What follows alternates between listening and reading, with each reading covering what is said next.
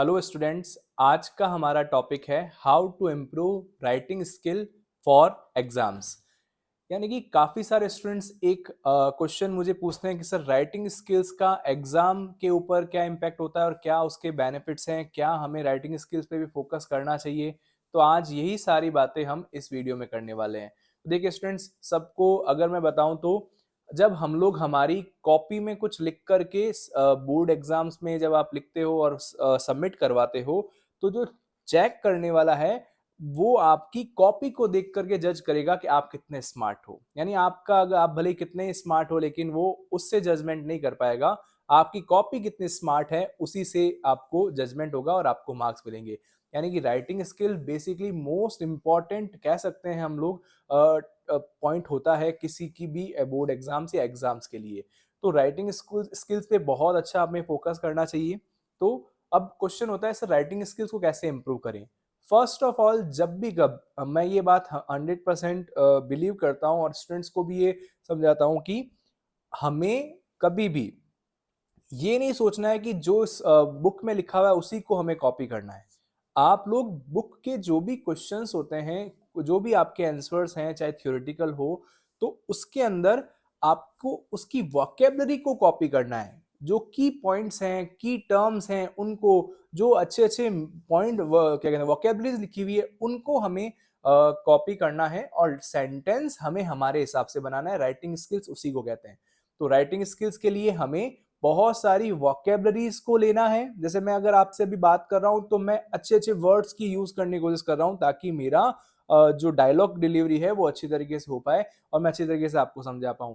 उसी तरीके से आपको भी अच्छे कीवर्ड्स और की पॉइंट्स को, वोकेबलरीज को अच्छी तरीके से अपने आप को उसको एज ए मेमोरी अपने पास में रखना चाहिए और अपने हिसाब से बिंदास विद कॉन्फिडेंस अपनी राइटिंग में अपनी बात को प्रेजेंट करना चाहिए कि देखिए ये मैंने लिखा है, अब आप बताइए आप मुझे इसमें कितना मार्क्स देंगे। डेफिनेटली 100% अगर आप इस तरीके से करते हैं कि हमें हमारी वोकेबलरी स्ट्रॉन्ग करनी है, हमारे हमारे की पॉइंट्स की वर्ड स्ट्रॉन्ग करने हैं, तो मान के चलिए आपके राइटिंग स्किल्स ऑटोमेटिकली इंप्रूव होने लग जाएगी। और अगर आप राइटिंग स्किल्स की और बात करें तो सेकंड मोस्ट इंपॉर्टेंट, तो फर्स्ट क्या होता है स्टूडेंट्स, वोकेबलरी पे फोकस कीजिए, अच्छे कीवर्ड्स को अडॉप्ट कीजिए, उनको अलग से लिखने की कोशिश कीजिए और उन्हीं के ऊपर ज्यादा फोकस कीजिए ताकि आप लोग उसका अच्छा आंसर लिख सके।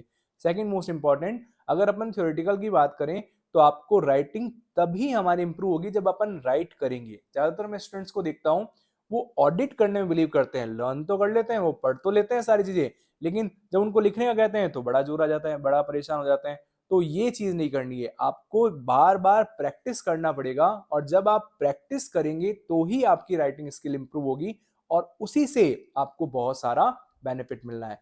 तो आज से स्टूडेंट्स क्या करेंगे हम लोग राइटिंग स्किल्स के लिए, सिंपल सा, ज्यादा कीवर्ड्स वोकेबलरीज को फोकस करना है और उसको मेमोरी में रखना है और lines sentence best with confidence पूरा सामने प्रेजेंट करना है और अपने आप पर पूरा बिलीव रख करके जब हम किसी चीज को प्रेजेंट करेंगे तो डेफिनेटली वो बहुत अच्छी तरीके से प्रेजेंट होगी। और उसके लिए एक और टिप क्या होगा कि आप ज्यादा ज्यादा उसकी राइटिंग स्किल्स की प्रैक्टिस कीजिए। प्रैक्टिस मेक्स परफेक्ट वाली थ्योरी आपके ऊपर भी एप्लीकेबल होगी और 100% बहुत ही अच्छी आपकी राइटिंग्स आएगी। अगर आप राइटिंग स्किल्स में एक्सपर्ट हैं तो आपको बहुत अच्छे मार्क्स मिलने वाले हैं। अदरवाइज आपके पास में नॉलेज तो खूब सारा है, आपने बहुत सारा कंटेंट सीख रखा है, आपको बहुत चीज आती है, लेकिन प्रेजेंट करना नहीं आता है, राइटिंग स्किल्स आपके पास में नहीं है, तो जितना भी नॉलेज आपने पूरे साल लिया है उसको आप अच्छी तरीके से प्रेजेंट ही नहीं कर पाएंगे। तो आई थिंक आप मेरी बात समझ गए होंगे कि writing skill is the most important tool for your examination. I hope आपको मेरी ये बात समझ में आई है। ऐसी ही इंटरेस्टिंग और नॉलेजेबल वीडियोस के लिए मुझे फॉलो कीजिए एंड सब्सक्राइब भी कीजिए सारांश चैनल को।